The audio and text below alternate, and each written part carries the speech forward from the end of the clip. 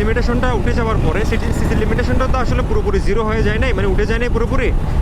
375 CC পর্যন্ত approval দেওয়া হয়েছে। এই 375 সিসির মধ্যে অনেক বাইকই আসলে আসতেছে।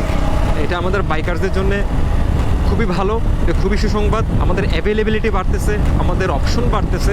अच्छी बात कही आप।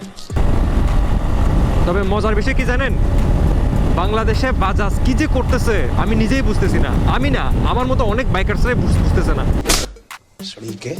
অথচ 375 সিসি লিমিট পর্যন্ত সবচেয়ে বেশি লাইন আপ বাজাজের রয়েছে।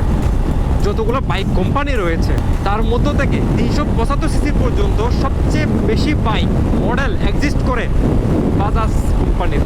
यही नहीं, अभी और सुनिए। অথচ বাজাজ বাংলাদেশ বাইকই আনতেছে না। N250 আনছে, F250 আনছে। হ্যাঁ, F250ও ভালো বাইক, সেমি ফিয়ার্ড সিরিজে যথেষ্ট ভালো একটি বাইক।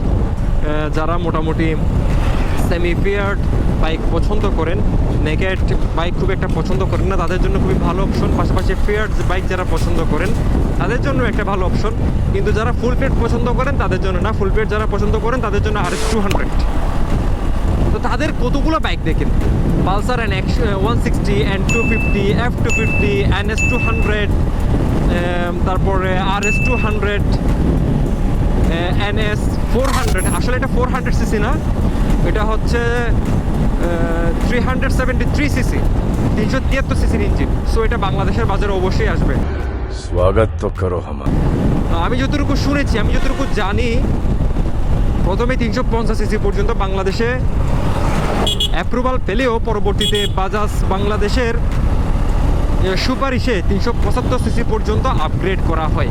যদি সত্য হয়ে থাকে তাহলে অন্যতম প্রধান কারণ হচ্ছে বাজাজ পালসার NS400, মানে 373 সিসির যে NSটা রয়েছে সেটার জন্য। তাদের লাইন আপ দেখলে ভাই মাথা নষ্ট, কিন্তু তারা বাইক লঞ্চ করতেছে খুবই ধীর গতিতে। হয়তো তাদের বাইকের ব্যবসা খুব একটা বেশি প্রয়োজন নাই, প্রয়োজন হইলে তো তারা এইভাবে বসে থাকতে পারতো না, কম্পিটিশনে নেমে পড়তো ভালোভাবেই। যদিও তারা বাংলাদেশের প্রথম 250 সিসির বাইক উদ্বোধনকারী কোম্পানি, তারপরও উদ্বোধন করলে কি হবে, প্রতিযোগিতায় টিকে থাকতে হবে।